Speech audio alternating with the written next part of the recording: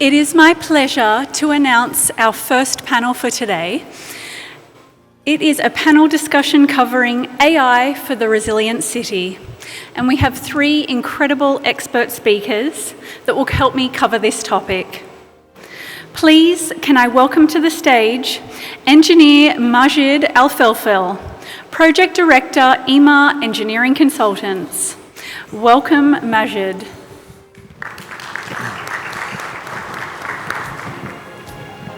Our second panellist is Sherif Abo Alam, Head of PMO, AlSaedan Real Estate Company. Welcome, Sherif.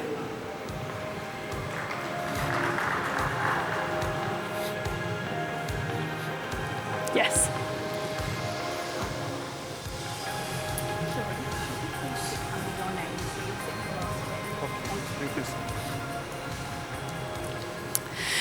And welcoming our final panellist, Martin Bachmann, CEO, Mageba Group. Welcome, Martin.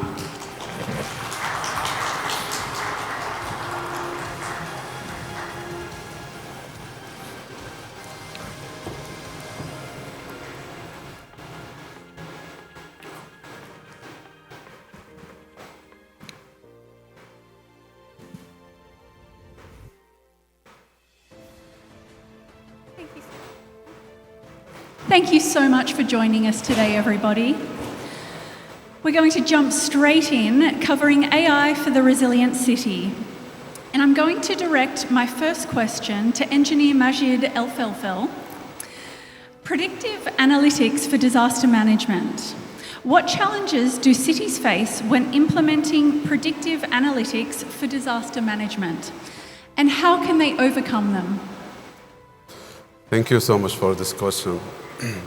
This is actually a major part related to AI. Whenever we discuss about artificial intelligence, we need always to think about the challenges associated with implementation of AI.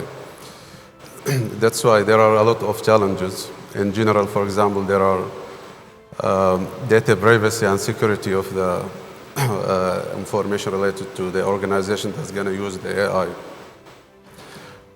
There are also the availability of the existing AI infrastructure that's going to be suitable for the AI tools to implement it in the organization or in the cities. Also, there are, for example, the ethics consideration related to the AI and data integration.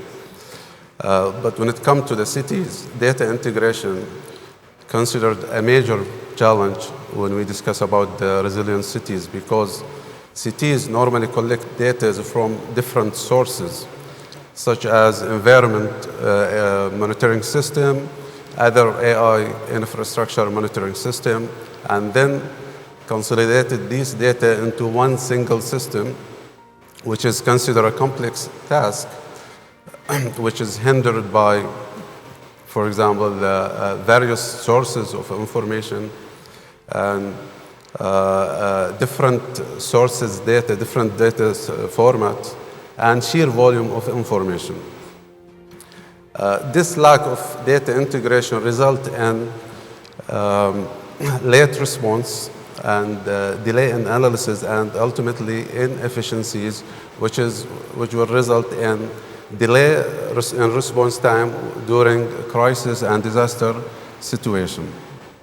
But there are always a solution that can overcome such challenges, such as to overcome the data integration. There is one solution that we can utilize, which is to build integrated smart city building that unify the data from the various sources, streams to the one single source that can process the data easily and confirm it to useful information.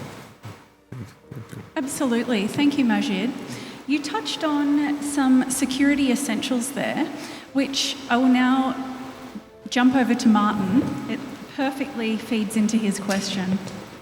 How can smart cities leverage AI to enhance the security of essential infrastructure and protect against both physical and cyber threats, ensuring long-term resilience?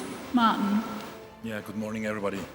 And thank you for having this opportunity to talk to you. I see an audience full of experts, and we all understand infrastructure, critical infrastructure like bridges, transportation infrastructure like as buildings. They are in permanent movement, and in the first instance you equip this infrastructure with the right bearings and joints in order to take up these movements. These movements, they come from daily temperature changes, they come from winds, they may come from seismic events. So that's the first protection, let's say, barrier in order to protect our infrastructure. And then on the second level, we are going more and more in this direction, that we make it more resilient by equipping it with monitoring, so health monitoring systems, where we equip the infrastructure with sensors, where we can monitor any kind of movement, any kind of stress that appears permanently in a very high cyclicality. And combining now this with AI, this is the next step. In the journey forward, we will be much more in a position to survey our infrastructure permanently and just in time, in real time, and make any measures if needed if an event happens. So in order to make it resilient, we build it, we protect it, and then we monitor it. And monitoring means, I give you an example, in a seismic area, for example, we equip buildings with early stage sensors. So if an earthquake may happen, it gives a certain indication a few seconds ahead, so the sensors then will give a signal, will shut down the elevators in the right area, open the doors and shut down the gas pipelines, for example, and give time, certain important seconds time for the people to get themselves into in a safe area. And for the owners of the infrastructure, it's very important. So the owner of the infrastructure has the monitoring tool in order to plan the maintenance, and it saves a lot of costs. So if you, as an owner, if you're aware that an event happens, whatever kind of impact on your infrastructure, on a bridge, for example, a heavy stress element, you are able then to act immediately. In a heavy event, you may close the bridge. In a lesser event, you may start planning your maintenance measures. Thank you, Martin. Getting a little bit more specific with you again, sorry, Martin. How can AI and IoT technologies contribute to the resilience and sustainability of urban infrastructure, such as bridges and buildings, particularly in the face of seismic activity and environmental degradation? Yeah, so the seismic events are, of course, naturally, you have different seismic zones in the world, and I must say, in every country, here in Saudi, it's not really a seismic area, but if you go up to the northwestern side, northwestern part towards the Gulf of Aqaba, there is some seismic elements, even if it might be low or the intention might be low, but it's still an event that may happen any time, and if it happens, the damage might be very high. So in this sense, monitoring permanently gives you, as an owner of the infrastructure and as a user of the infrastructure, a level of safety that if something happens, you will survive, and you then have, as an owner, the opportunity to maintain and to refurbish, if needed, these infrastructures. So AI combines then all the events, and gives the best practices, let's say, and combine all this. And in addition, if you monitor it on site, just in time, you have the absolute real-time information permanently available. Thank you, Martin. Speaking of structurally, I would love to jump across and switch it up for urban planning and development. Sherif, this one's for you. How is AI reshaping urban planning and development, particularly in terms of creating more resilience and adaptable cities? Yes, the AI now playing. Hello? Okay? Yes. First, welcome everybody, and nice to meet all the audience today. And regarding the AI, it's playing today as a transformative role, very important in the urban design and helping all the planners, urban planners, too much, such as in the data, it's data-driven decision making.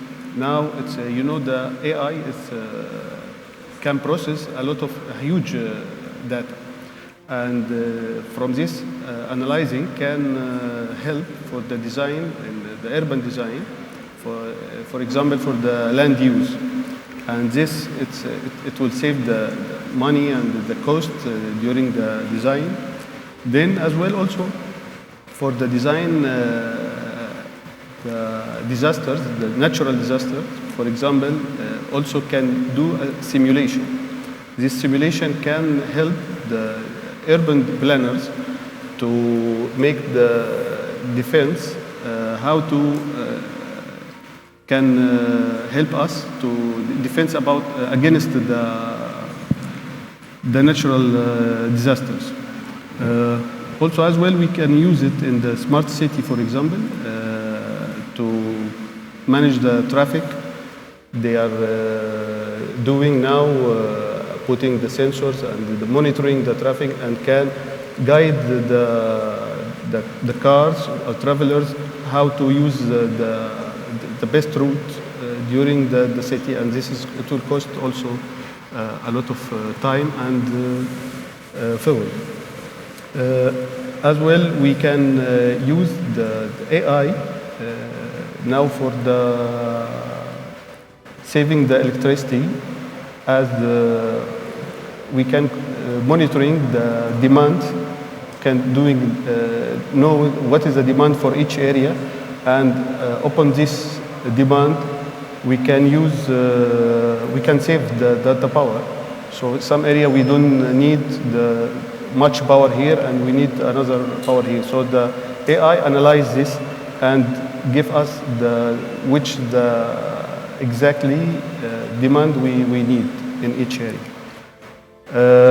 And also the public services, when we are doing the design, AI open the historical data he has, also can give us where is the best location.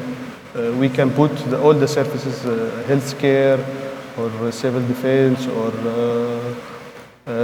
education. What is the best location we can put it in all these public services.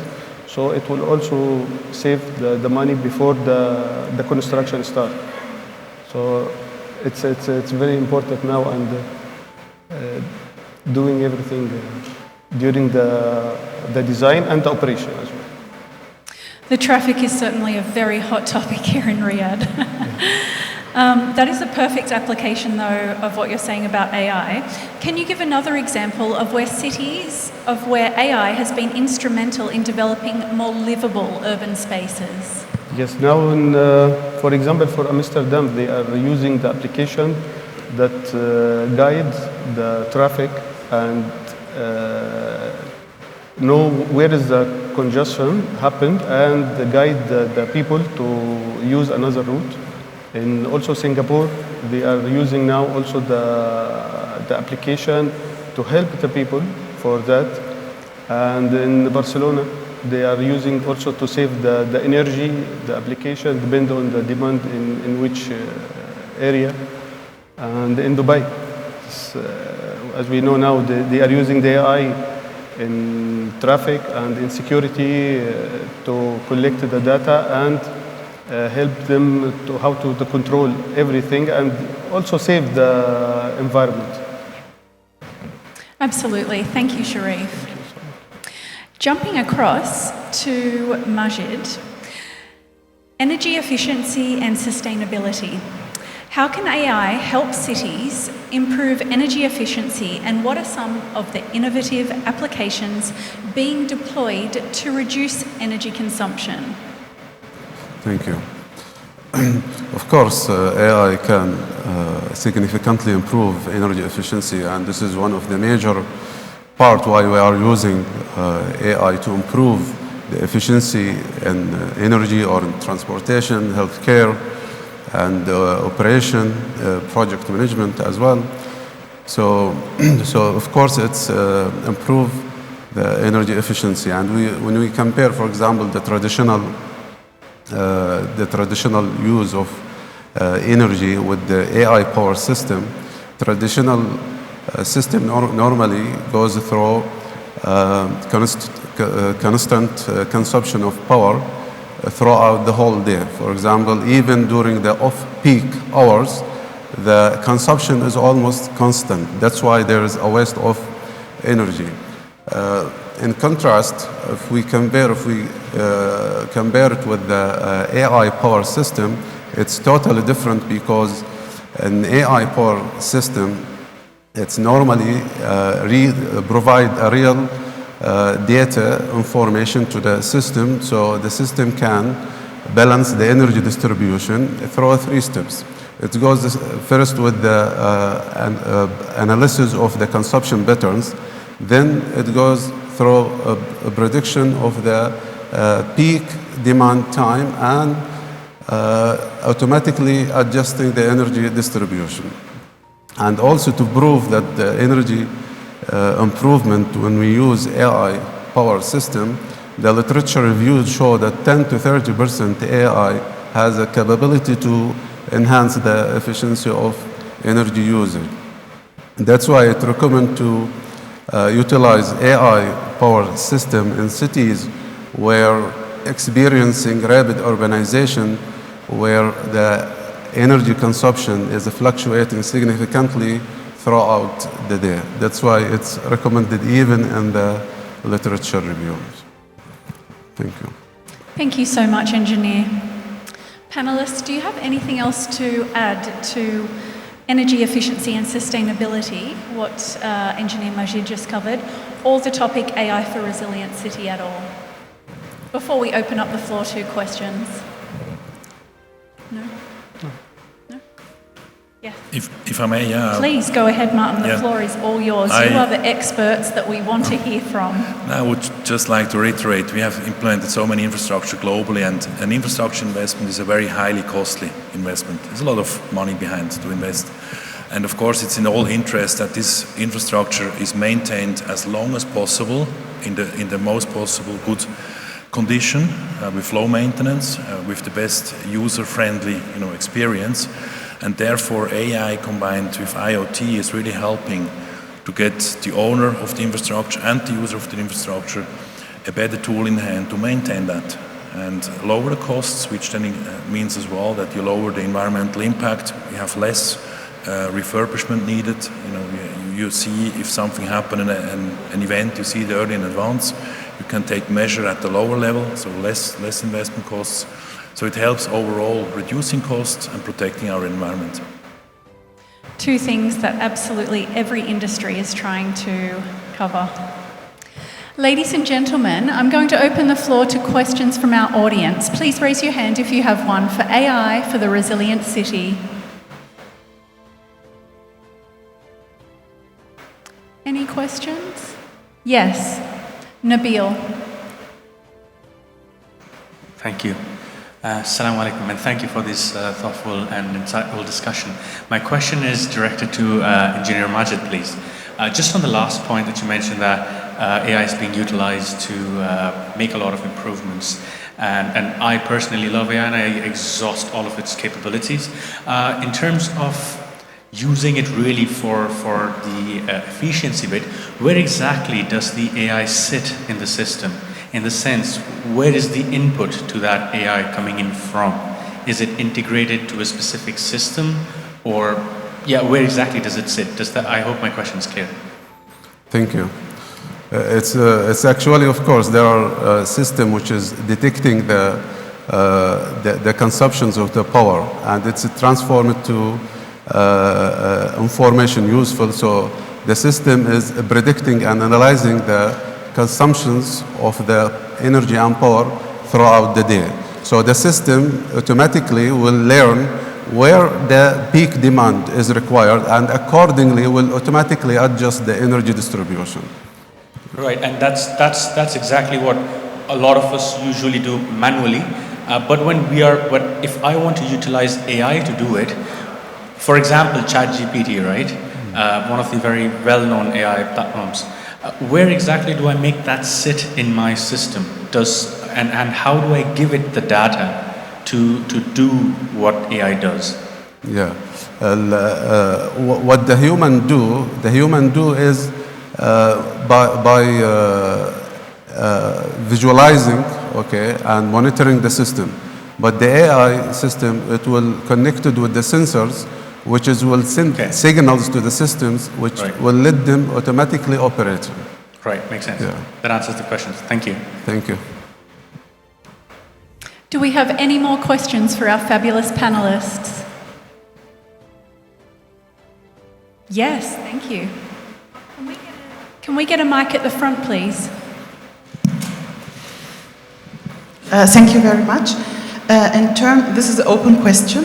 In terms of CAPEX and OPEX, how can we ensure that through investing at the beginning in AI and monitoring systems, but in general also to use high-end products, to have on the long-term basis lower operational costs? How is this possible?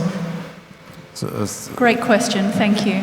Who would like to take it, gentlemen? Maybe for any open question for everyone. Can you repeat your question, please? Sorry? I didn't get your question. Can you repeat it, please? Yeah.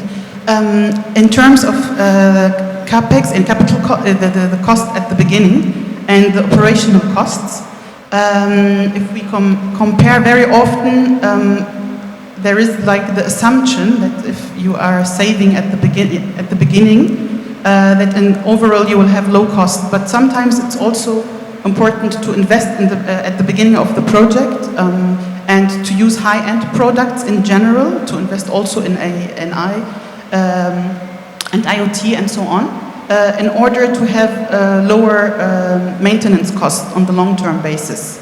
So where do you see potential to do this? Thank you. In fact, when you talk about costs related to AI, it's a significant challenge as well. But you can always optimize it, okay? Because when you utilize it, for example, at the beginning of operation, okay, or for example, when you don't have available AI infrastructure, so of course it will be significantly high. But there are always ways to optimize it. It depends on for example, the industry that you are working on, the availability of the infrastructure, the availability of the skilled workforce. So there is no one fit for all. It depends on the industry, it depends on many factors. But of course, there is a way to optimize the cost in industry or any kind of any aspect of industry. Thank you so much. Yes, Martin, please. Maybe from my experience, what I can say, to invest a little bit more at the beginning gives you less refurbishment costs throughout the life cycle. And in infrastructure, in cities, we talk about buildings and transportation infrastructure. We talk about the life cycle of 80 years, 100 years, before you replace them. So a little bit investment, a little bit more, and then monitoring it properly may reduce your life cycle costs throughout the full lifespan, which in total then, when you have CAPEX, OPEX, may reduce your total costs. So it's more economically to invest a little bit more and monitoring properly and to invest to the refurbishment at the right time with lower costs. So that's my experience. Thank you so much, Martin. This concludes our panel today for AI for the Resilient City. Thank you so much, gentlemen, for joining me up here today to explore this topic. Thank you for your time. Thank you. Oh, and if everyone can remain on stage for 1 minute, please.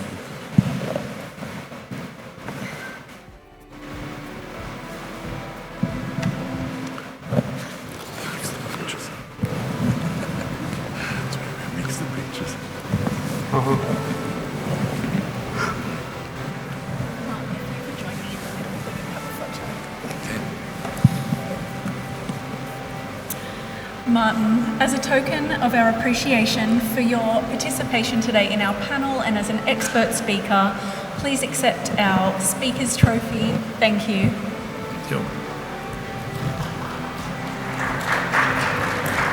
Thank you very much.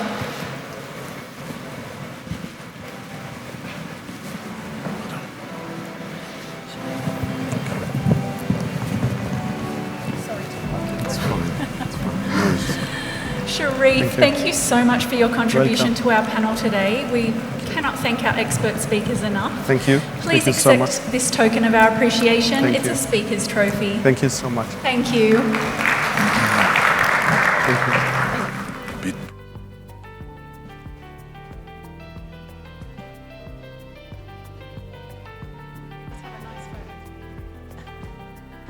Engineer Majid, On behalf of Saudi Building and Infrastructure Summit, please accept this token of our appreciation for your contributions today. Thank you.